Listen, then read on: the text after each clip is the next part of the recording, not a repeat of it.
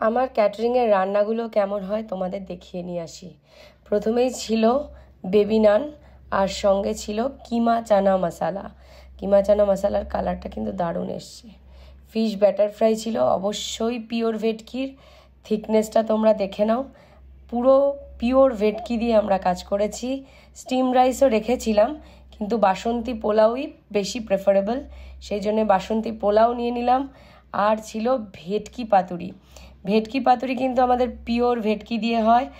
আর এই টুথপিকটা খোলার পরে গরম গরম ধোঁয়া উঠছিল ভেটকি পাতুরিটা থেকে। আমরা চেষ্টা করি প্রত্যেকটা খাবার গরম রাখার, যাতে প্রত্যেকটা গেস্টের কাছে গরম গরম খাবার আমরা সার্ভ করতে পারি। ঝাঁঝালো একটা ভেটকি পাতুরি দিয়ে পোলাওটা মন্দ লাগছিল না।